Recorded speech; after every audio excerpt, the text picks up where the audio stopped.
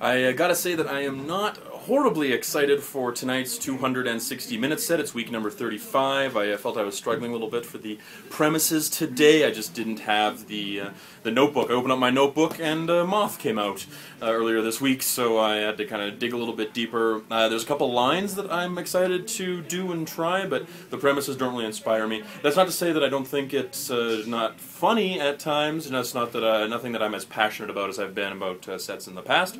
We'll see if I can sell it, though, because if I don't bring that passion somehow or another, there's going to be, the audience won't come along for the ride. So I'm going to do my best to act my way through it.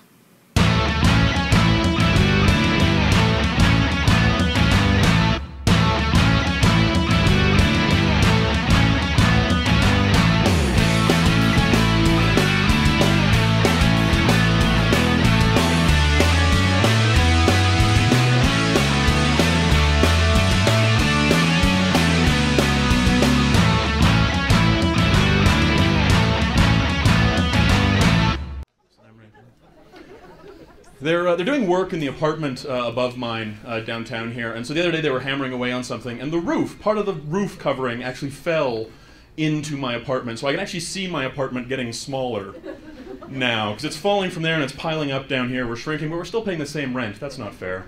You know, it's also cold outside. It's winter. The building is smaller. I can feel it. It's contracted up. I actually have to start getting in shape so that I can take the stairs in my apartment. Because I used to enjoy taking the elevator. It made me feel like a grown-up because I lived in a basement suite for years, like a dorm room thing. It was ridiculous. But then I started meeting the people that are my neighbors, and it frightens the crap out of me. The other day I went home. My roommate was with me. He's a very friendly guy, which is a great way to ruin a night sometimes. No, it is, because we go in and there's this guy, a little bit older. He's looking just angry, like he's ready to talk to somebody, like he's looking for a fight. And I'm just in my head, please don't look at this guy. Please don't engage this guy. Sure enough, my friend engages this guy.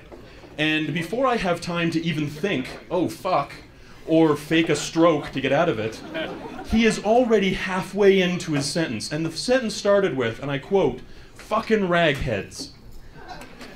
That's where he began his talk. Nothing good follows that, you know? It's not like, oh, fucking ragheads, they're so nice to me. Like, that never comes up. But he is 30 seconds into this speech before the elevator door even opens. We don't have to ride up 7 floors with this psychopath. It felt like riding up the CN Tower. It was just so long. And I wish I corrected him. Like, I wish I was like, you know what, you're actually an idiot. Because what's he going to do? I was like twice his size. With my roommate there, we were like 2.5 times his size. If you're keeping track, that means that he's a quarter of my size. So, no, Matt, you have to know him, I guess, to know that he would probably hate me even saying that. So, there is actually one thing that made up for it. For a long time, we had this super hot couple living in our apartment, and they were like sexaholics, I swear. Every time the elevator opened and they were in it, they were making out. And I just wanted to say, like, can we time this? Because you're saving me a lot of money on the internet. Let's make it a daily appointment. Is that an option here? Oh, fuck, that's so great. The worst guy, though, one of my neighbors, actually has a teardrop tattoo.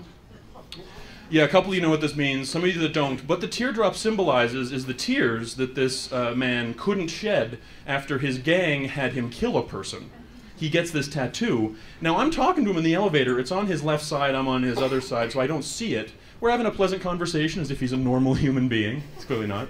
Then he turns and faces me, and I cannot look at anything else but the tattoo. Like, have you ever had a conversation with somebody with like a really huge mole? Now imagine that mole killed a man. Like, it just reached out with that freakish hair that they grow and like strangled him from behind. Garroted him with piano wire. So it was very odd. But then it changed the entire dynamic. I now started actually treating this guy like royalty, like the queen. Like, I didn't turn my back on him, and I wondered why he's allowed to exist. Okay, there's a lot of monarchists in the crowd this evening. All right.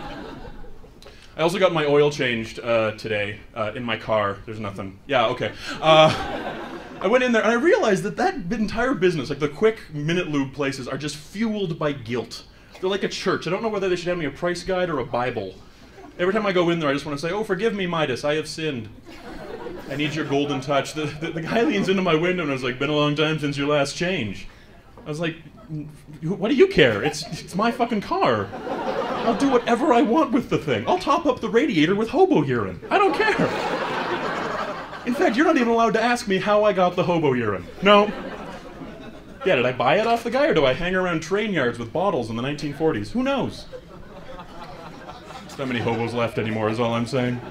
They basically paint your car as if it was some neglected girlfriend that you forgot her birthday, and you have to pay to make it right. And I don't care that much about my car. I'm not a car guy. I don't care what I drive. I don't care what you drive. I don't understand car guys. Actually, I kind of understand car guys. It's like a symbol of success or whatever, but that doesn't work for all women. Like, genetically speaking, women are more turned on as a whole by being good to kids. Like, that's why picking up at a daycare is so easy. Okay, out of context, that's horrible. I really... There was a brain-mouth filter thing there I gotta fix. I apologize. The guys I really don't understand are truck owners, like truck guys. You live in a city, a metropolis. You don't need that thing. You might as well have a butter churn. Or a BlackBerry, really. That's as much use. I have no backup plan in my life. For me, it is comedy or bust. I find that backup plans make you work less hard on your plan A, because you have that other option, you know. That's why skydiving is such a thrill. You jump out, you only have the one plan. Some people question me on that. They say, like, no, you have two plans. No. You have two of the same plan. You do it twice, and if it doesn't work, you're fucked. But if there was like a big mile-thick mattress there, a lot of people wouldn't pull that cord. So I never went to university or anything, and I'm glad for that, because I don't like the institution of education. It just drives me up the wall. The one biggest pet peeve I had all through school, even when I was in ECS, was the... Yeah, I was always an old man. I walked around with my hands behind my back. It was ridiculous. Anyways, I hated the group of children, or kids, or students, being punished for the actions of the one. That drove me crazy. That meant the teacher was either lazy or dumb or both. Like, there was no other thing to me. And you all agree with that, by the way, because you all hate airport security. The exact same thing. One guy figured out how to blow up a plane with 2 ounces of liquid. Now we all have blurry, naked pictures of ourselves on some hard drive somewhere. It's just not fair. I understand the real problem here is actually the unions that are involved. And I work with unions because I work in a lot of places where, like, technical theater unions are in charge.